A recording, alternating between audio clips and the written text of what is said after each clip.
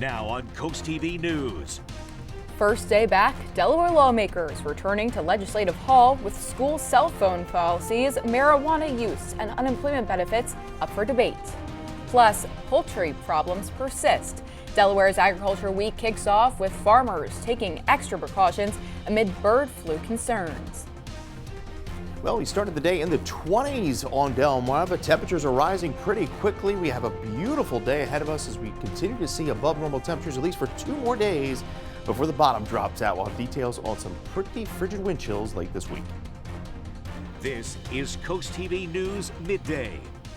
Good morning and thank you for joining us. Today is Tuesday, January 13th. I'm Grace Eckerly and welcome to CoastTV News Midday. We are now taking a live look at Dover at the top of our hour. In just a few moments, Delaware lawmakers returning to Legislative Hall for the first session of the second leg of the 153rd General Assembly. It's our top story this Tuesday morning, and here's what's on the agenda today at Legislative Hall. In the House, officials are set to consider Senate Bill 106 relating to cell phone policies in schools. The Senate is set to discuss Senate Bill 26 relating to unemployment benefits and Senate Bill 188 that details exemptions for law enforcement agencies in connection to the permit to purchase law. Not on the agenda, but recently introduced in the Senate is Senate Concurrent Resolution 123. This requires the Delaware River and Bay Authority to more carefully examine current and future contracts with Velo Airlines and any other business that partners with ICE to transport detainees, especially when due process may be uncertain. And several newly introduced bills are already generating attention across Delaware. House Bill 252 is among the first pieces of legislation introduced this session. It's sponsored by Representative Morrison and Senator Pinckey. The bill would change how Delaware handles public marijuana use. And vacant seats in the Delaware General Assembly continue to be filled differently under a new proposal. House Bill 183 was recently introduced to add preliminary elections to special elections, giving voters a say in who appears on the ballot. Currently, party committees choose candidates internally, and supporters say the change would boost transparency, but critics warn it would add costs and delays and potentially leave districts without representation for longer. And we have more on those other bills that will be discussed in the first day agendas right now on CoastTV.com. Next, plans for a Costco, Target, Whole Foods, and more on Route 24 up for discussion in Sussex County Council today. The county officially closed the record on the massive Atlantic Fields project last week, which would turn more than 70 acres off Mulberry Knoll Road into a massive commercial space. Sussex County Council will gather at 1:30. And now taking a look into Rehoboth Beach this morning, turning to our first alert meteorologist, Chris Mastroboto. Chris, it looks clear, not a cloud in the sky right now, and it's nice and warm, but we're preparing for a cool down later into the week.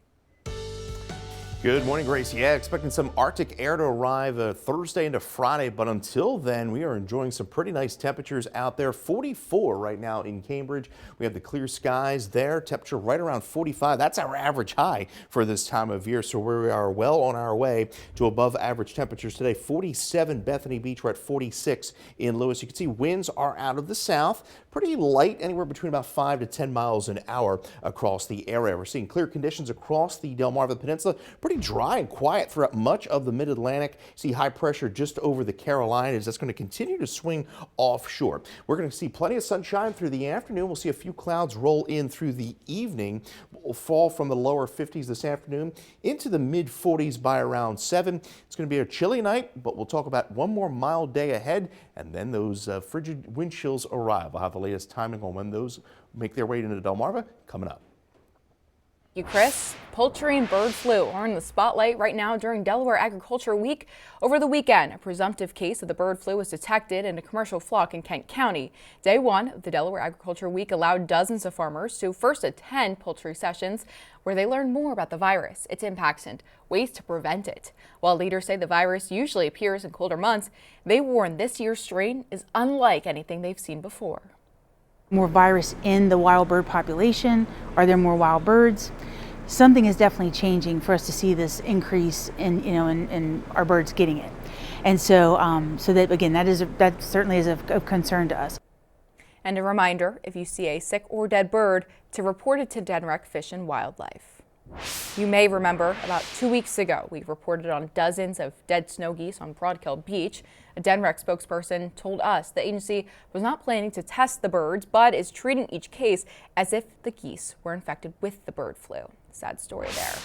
Happening today, more discussion on short-term rentals in Ocean City. The town says it is considering capping the amount of rental licenses in certain areas and then phasing out those rental licenses at a later date. Another option being discussed would let existing rental licenses expire when a property is sold or if the license is not renewed. Officials say a third option would freeze the number of licenses, putting new applications on a waiting list.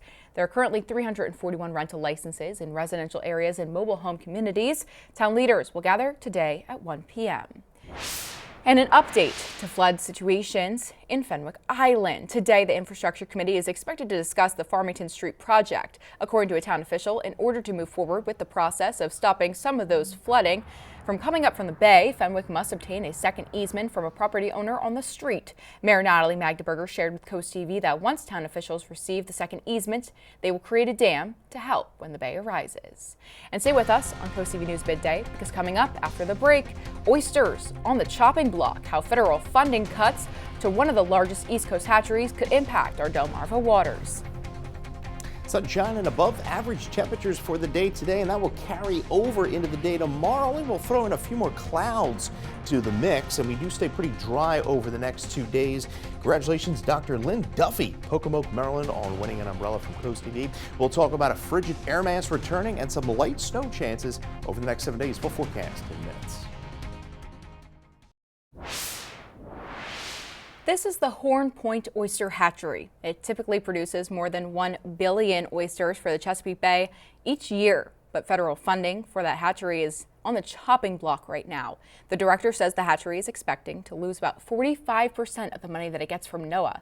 That money typically goes towards the salaries of its 8 full-time members.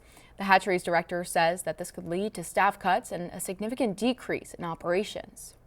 A direct cut to us does affect our employees, but it also has a catalyst or a trickle-down effect where it could affect up to hundreds of different people.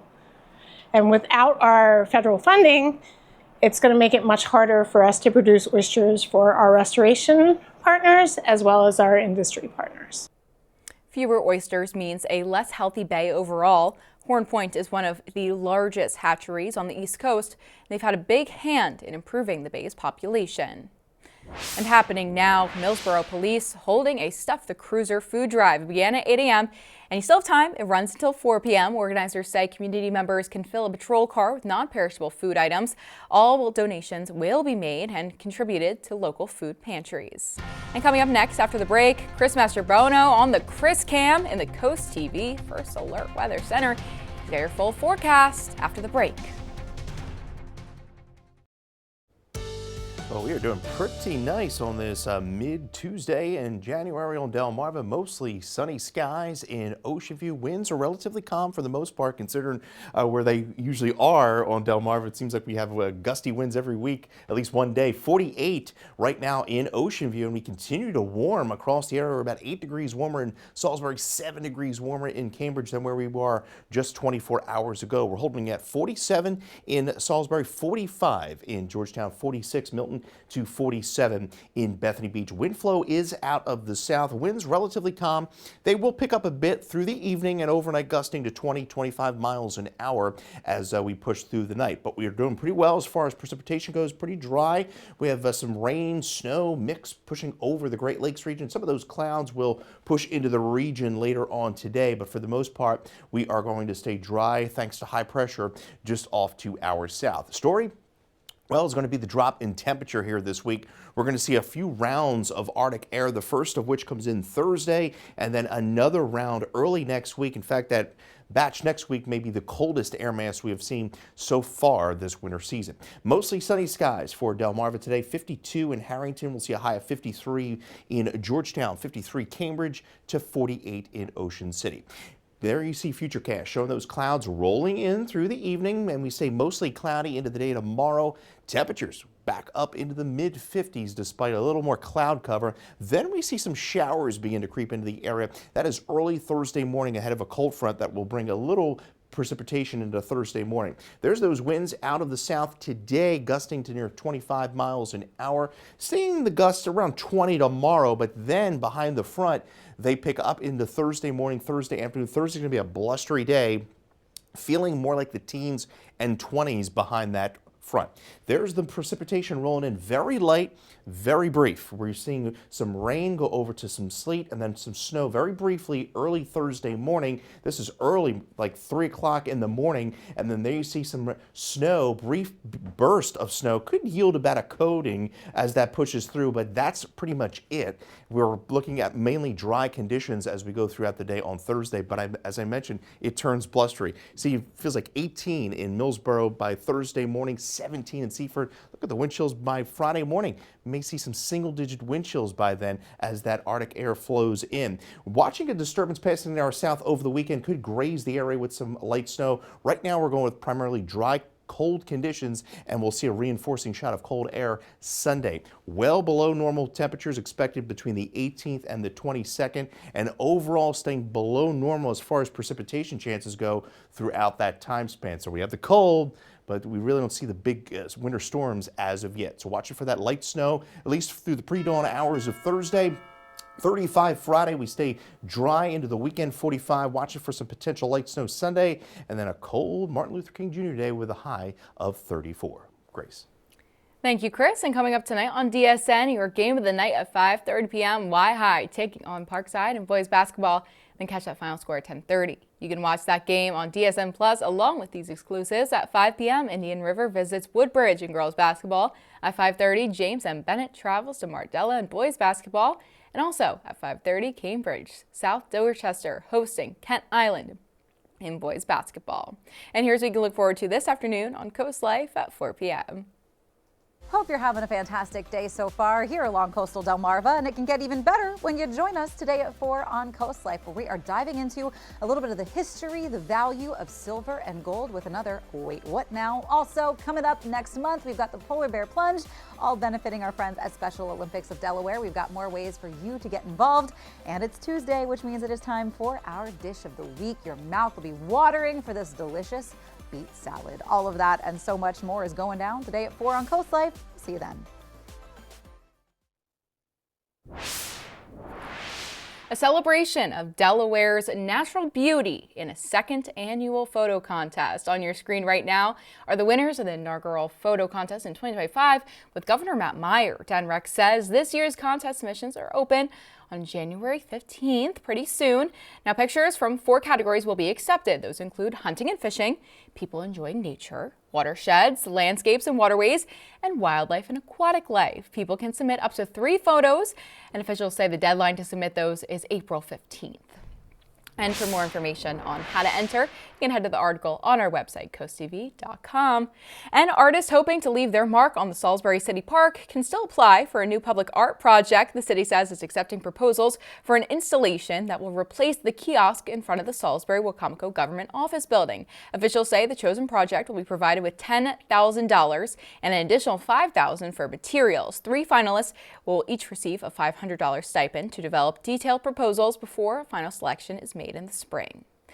Now, Steve Crane, the beloved founder of A Browse About Books and cornerstone of the downtown Rehoboth Beach for nearly 5 decades, has passed. According to a statement from the bookstore shared on their social media, the tribute describing him as, quote, a big man with big ideas, big opinions, big laughs, big feelings, and a big heart that he often wore on his sleeve. He opened Browse About in 1975 and helped transform the independent bookstore into a Rehoboth Beach institution. And over the years, the local shop became a local landmark, and not just for books, but as a hub for the community and gatherings, author events, and local culture. A highlight was in summer of 2018 when Joe Biden surprised Hoda from NBC at a book signing held in his store. And coming up after the break, a youth hockey brawl gone viral, now under investigation. Stay with us on Coast TV News Midday. As open enrollment for Affordable Care Act insurance, also known as Obamacare, comes to an end, people appear to be moving to cheaper plans or dropping their coverage entirely. According to data released on Monday, sign-ups are down more than 800,000 from last year. Congress did not extend enhanced tax credits for Obamacare customers, resulting soaring monthly premiums across the U.S. Next, a youth hockey league stunt caught on camera, now under investigation in Pennsylvania. Officials say discipline is coming after this staged brawl involving some very young players unfolded. Let's take a closer look at this chaotic scene here. Happened during intermission. Players from an under-8 youth team took to the ice, staged a fight, dropping gloves, throwing punches, even cross-checking with no adults stepping in. Now, Atlantic Amateur Hockey promises disciplinary action against both the adults involved as well as the players. And Chris, something tells me you might be familiar with those PA ice hockey fights. Yeah, I like that. That's a nice As we take a live look into Milford, sunny skies, temperature right around 47 degrees, and we're going to see plenty of sunshine, though a little clouds late this afternoon, highs topping out right around the low 50s. You get your latest forecast by calling our First Alert Weather phone, sponsored by Brockstead Mandalis Federico. Your 10-day is up next. Well, it's been a really beautiful start to the week. Mostly sunny skies in Ocean View, 48 degrees. We're going to see temperatures top out right around the lower 50s this afternoon as some clouds increase. We're still mild into Wednesday, mostly cloudy skies. A cold front's going to be pushing through late Wednesday through Thursday, bringing a brief round of some rain and snow. Could get a quick coating across the peninsula, but other than that, we're dry most of the day. It turns cold and blustery Thursday, Friday. Wind chills single digits by Friday, and it gets even colder and early next week, Grace, but we're still searching for Grace's major winter storm. Don't see it anytime soon, at least for the next 10 days. No, Chris, you're breaking my heart. Just one snowstorm and I'll be happy and I'll shut up about this for the rest of the year. Well, thank you, Chris, and thank you for joining us for Coast TV News Midday. If you'd like more local news or local weather, if it does snow, you got to download our Coast TV News app so Chris can update you. And don't forget to join us back here for Coast TV News at 5 later this afternoon. Until then, have a great Tuesday.